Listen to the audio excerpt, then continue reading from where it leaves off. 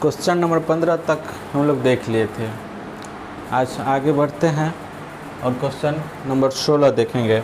इससे पहले अगर आप लोग चैनल को सब्सक्राइब नहीं किए हैं तो सब्सक्राइब का बटन ज़रूर दबा लीजिएगा, ताकि हर एक नोटिफिकेशन और वीडियो आपको जल्द से जल्द प्राप्त हो सके। चलिए तो शुरू करते हैं क्वेश्चन नंबर 16। क्वेश्चन नंबर 16 ये कहता है कि 2 कंटेनर में शहद और पानी का अनुपात क्रमशः 4:3 और 6:7 है। दूसरे कंटेनर में शहद और पानी का समान अनुपात प्राप्त करने के लिए अन्य कंटेनर से कितने मिश्रण यानी लीटर में को पहले कंटेनर से 3.5 लीटर मिश्रण के साथ जोड़ा जाता है। चलिए ठीक है, देखते हैं। कह रहा है ना कि कह रहा है कि 2 कंटेनर में शहद और पानी का अनुपात, यहाँ हुआ शहद और पानी। 2 कंटेनर है, मान लेते हैं पहला कंटेनर है और दूसरा कंटेनर है। कह रहा है कि इसमें ना कि शहद और पानी का अनुपात 4:3 है। यहाँ पे शहद का 4:3 है और यहाँ पे पानी का जो अनुपात है वह 6:7 है। तो कह रहा है कि दूसरे कंटेनर में शहद और पानी का समान अनुपात प्राप्त करने के लिए अन्य कंटेनर से कितने मिश्रण को अन्य कंटेनर से, तो कह रहा है कि दूसरे कंटेनर में शहद और पानी का समान अनुपात प्राप्त करने के लिए, समान अनुपात का मतलब होता है 1:1। समान अनुपात प्राप्त करने का मतलब होता है 1:1। तो चलिए हम शहद लेके चलते हैं। शहद देखते हैं यहाँ पे शहद कितना होता है। शहद, यहाँ भी शहद लेके चल रहे हैं। देखिए इसमें शहद का भाग कितना होता है, 4 और 3 7। यहाँ पर शहद का भाग देखते हैं 6 और 13। ठीक है, शहद लेके चले हैं। क्वेश्चन में कह रहे कि दूसरे कंटेनर में शहद और पानी का समान अनुपात प्राप्त करने का मतलब होता है 1:1, अर्थात शहद और पानी का जो अनुपात होगा वह कह रहा है 1:1। कितना मिश्रित किया जाता है, 1:1। तो बीच में देखते हैं शहद लेके चलें तो शहद कितना होता है, शहद 1 और टोटल 2। तो शहद का भाग हो गया 1:2। अब चलिए अब हम लोग दोनों का अंतर यहाँ पे लिखते हैं। तो 1/2 घटा 6/13। ठीक है, यहाँ पे लिखते हैं 4/7 घटा 1/2, चूँकि अंतर लिखना है। चलिए तो देखते हैं 26 एलसीएम, 13 दूना 26, 6 दूना 12। ठीक है, यहाँ पे 14 एलसीएम हो गया, 4 दूना 8 और 7। ठीक है, तो ये जो अनुपात हो गया 1/26 और यहाँ 1/14। अब देखिए बट्टा के रूप में हुआ तो पलट देंगे इसको, 14:26। इसको छोटा कर लेंगे, 7:13 हो गया। ठीक है, यहाँ पे अनुपात हो गया 7:13। अब देखिए आगे क्वेश्चन में लिखा हुआ है कि अन्य कंटेनर से कितने मिश्रण को पहले कंटेनर से 3.5 लीटर मिश्रण के साथ जोड़ा जाता है। यह जो है वो पहले कह रहा है 3.5 लीटर, यानी पहले कंटेनर से 3.5 लीटर मिश्रण, 3.5 लीटर पहले यह जो है यह निश्चित राशि दे दिया है। 3.5 लीटर पहले कंटेनर के साथ जोड़ दिया है 3.5 लीटर। तो पहले कंटेनर में 3.5 लीटर। यहाँ देखिए पहले कंटेनर में कितना है, 7 पूछ रहा है। दूसरे के साथ पूछ रहा है कि अन्य कंटेनर से कितने मिश्रण को पहले कंटेनर से 3.5 लीटर मिश्रण के साथ जोड़ा जाता है। अन्य कंटेनर से पहले, तो पहले का तुलना पहले से पूछ रहा है अन्य, तो हम लोग 13 से गुना कर लेंगे। अब देखते हैं 7 5 35, 13 5 65, अर्थात 6.5 लीटर हमारा आंसर हो गया। मिला लीजिएगा ऑप्शन नंबर बी।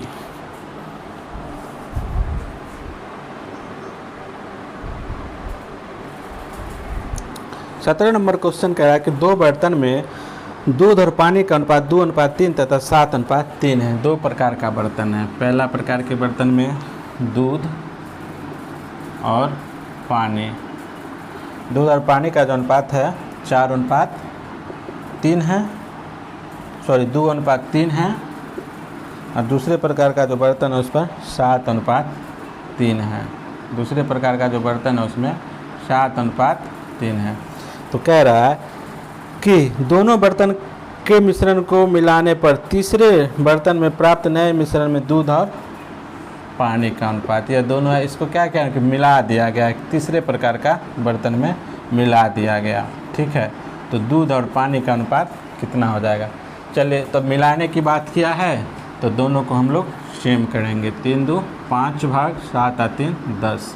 अब देखिए ये 5 और 10 बराबर तो है नहीं, मिलाने की बात किया है, तो जब भी मिलाने की बात करेगा तो दोनों को हम लोग बराबर कर लेंगे। तो 5 और 10 बराबर नहीं है तो इसको 10 लाने के लिए 2 से गुना करेंगे, तो 1 ये है।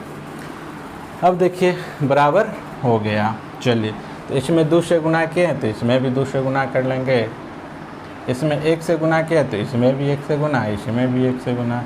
अब देखिए किस तरह से नया प्राप्त, 2 दूना 4 और 7 11, 3 दूना 6 और 3 9, तो 11:9 हमारा आंसर हो गया, ऑप्शन नंबर बी। चलिए आगे बढ़ते हैं, पर क्वेश्चन देखते हैं। 18 नंबर क्वेश्चन कहता है कि चावल की 2 किस्मों का मूल्य क्रमशः 50 रुपये प्रति किलोग्राम और 60 रुपया प्रति किलोग्राम है। 50 रुपया प्रति किलोग्राम है, ठीक है, और 60 रुपया प्रति किलोग्राम है। ठीक है, 2 प्रकार का चावल है जो कुछ अनुपात में मिश्रित की जाती है। ठीक है, और मिश्रित चावल को 70 रुपया प्रति किलोग्राम में बेचा जाता है।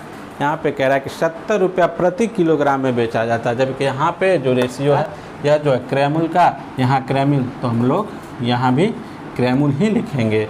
तो देखिए क्रैमुल का कैसे हम लोग निकालते हैं। और मिश्रित चावल को 70 रुपया प्रति किलोग्राम पर बेचा जाता है। यह जो 70 रुपया जो है उस पर बेचा गया यह विक्रयमूल्य है, लेकिन हमको चाहिए क्या, यहाँ बीच में क्रयमूल्य चाहिए। तो क्रयमूल्य देखिए निकालते हैं, तो क्रयमूल्य, तो विक्रय मूल्य का तुलना विक्रय मूल्य से करेंगे। 70 रुपया प्रति किलोग्राम पर बेचा जाता है, तो 70 रुपया, और नीचे में क्या है कि जैसे 20% लाभ प्राप्त हो, तो 70 रुपया में यहाँ 20% लाभ प्राप्त हो।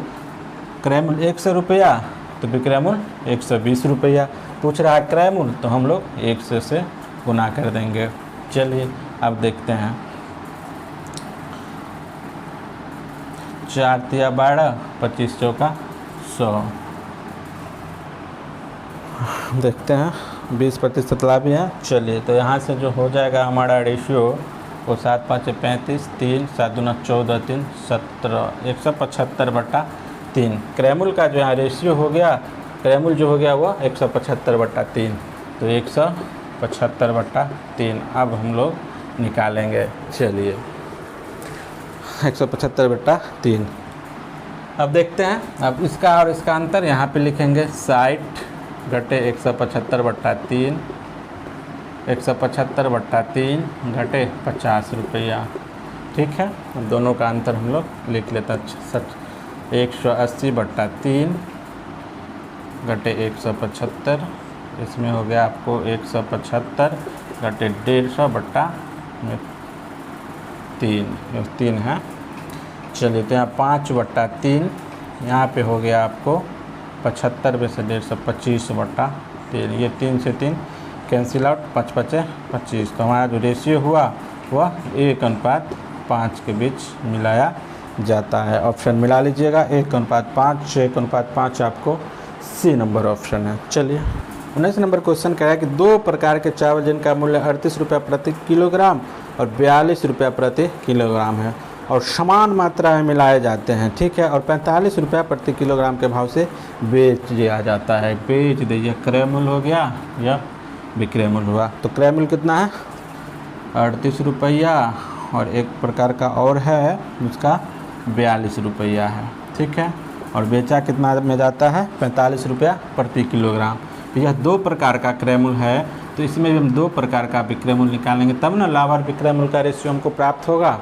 तो दो प्रकार का हो गया, एक प्रकार का 38 रुपये प्रति किलोग्राम के हिसाब से लिया गया था और दूसरे प्रकार का 42 रुपये प्रति किलोग्राम के हिसाब से खरीदा गया था और इसको बेच दिया गया था। तो एक प्रकार एक और एक प्रकार का, ये दो प्रकार का हुआ, दो प्रकार का, और बेचा गया कितना में, 45 रुपया में। ठीक है, तो देखते हैं 8 2 10 4 3 7 1 8 80 रुपया क्रय मूल्य हो गया, विक्रय मूल्य हो गया 90 रुपया। इसको हम लोग छोटा कर सकते हैं। तो अब कह रहा है ना आगे कि प्रतिशत लाभ ज्ञात कीजिए, प्रतिशत लाभ ज्ञात कीजिए। तो लाभ, प्रतिशत लाभ के लिए देखिए, बेचा गया 9 रुपया में, खरीदा गया था 8 रुपया में। तो लाभ बराबर क्या होता है, लाभ प्रतिशत बराबर लाभ गुने 100 बट्टा में क्या, क्रय मूल्य। तो 8 रुपया में खरीदा गया, बेचा गया 9 रुपया में, तो लाभ हुआ 1 रुपया का और क्रय मूल्य कितना, 8 रुपया।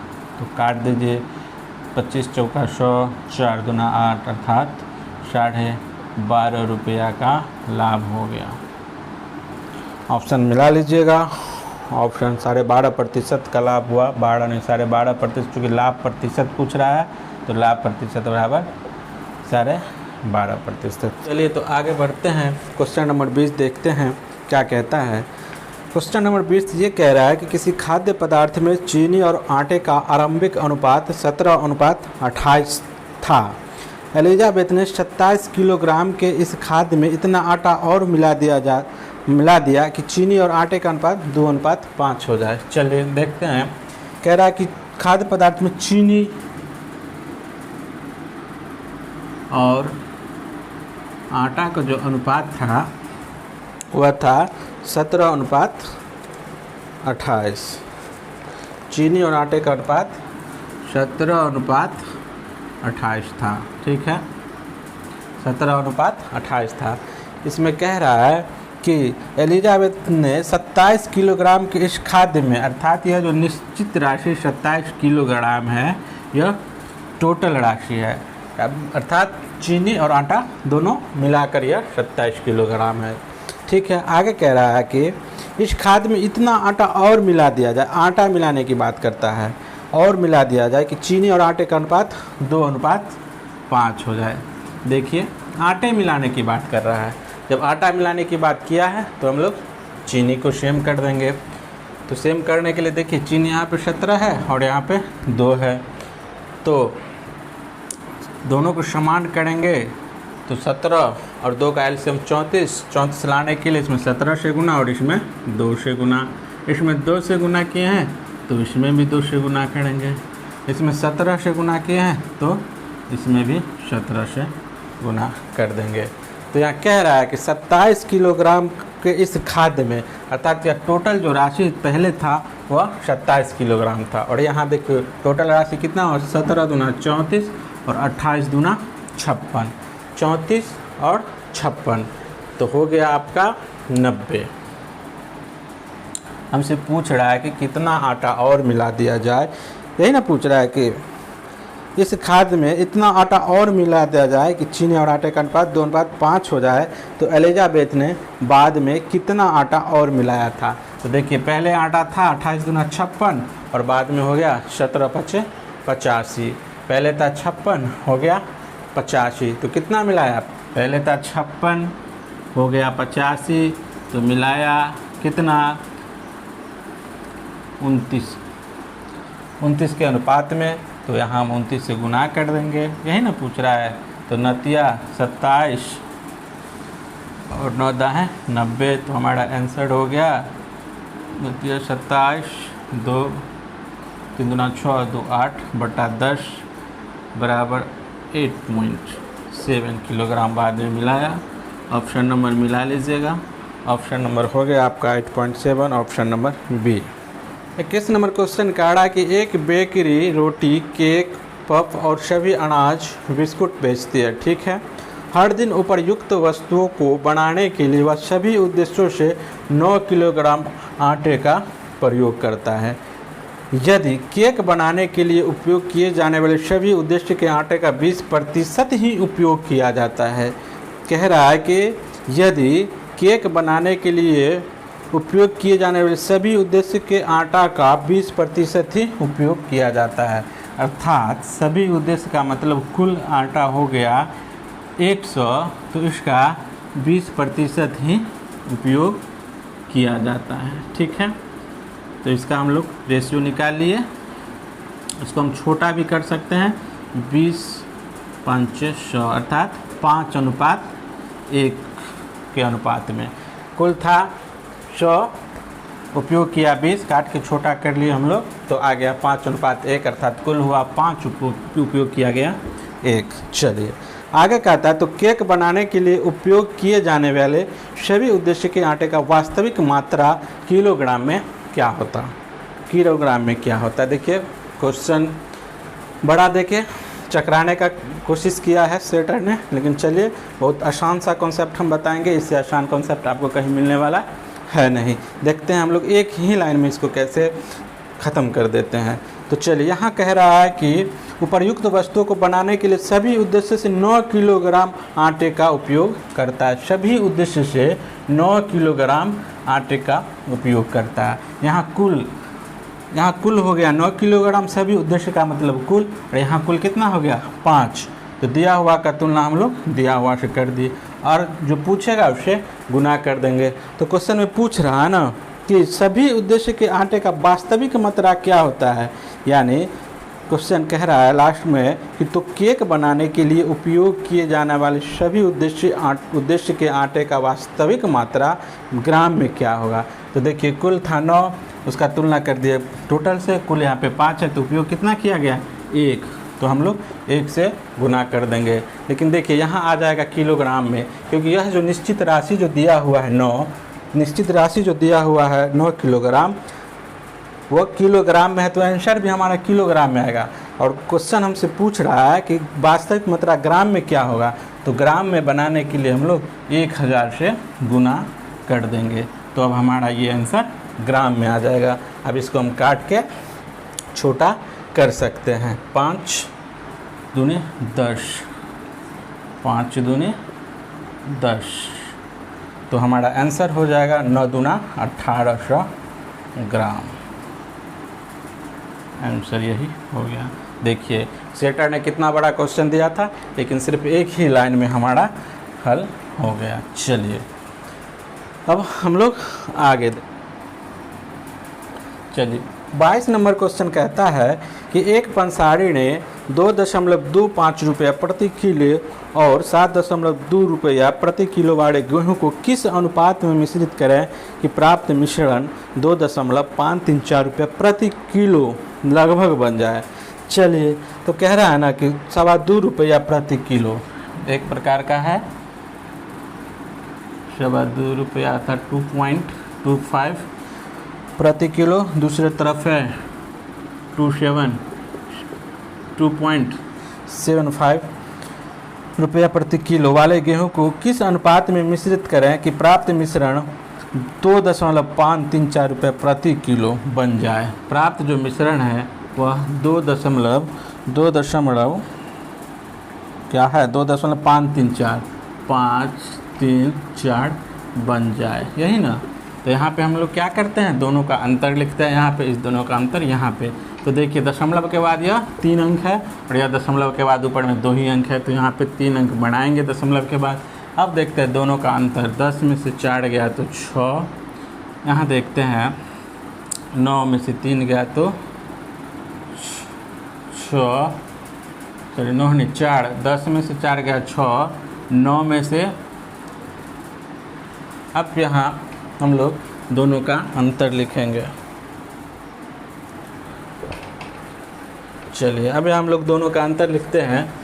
10 में से 4 गया तो 6, 4 में से 3 गया तो 1, 7 में से 5 गया 2, दशमलव तो दशमलव 2 में से 2 गया 0। ठीक है, अब इस दोनों का अंतर हम लोग यहाँ पे लिखेंगे। अब दोनों में देखते हैं बड़ा कौन है, तो बड़ा ये है, तो बड़ा में से छोटा घटाएंगे।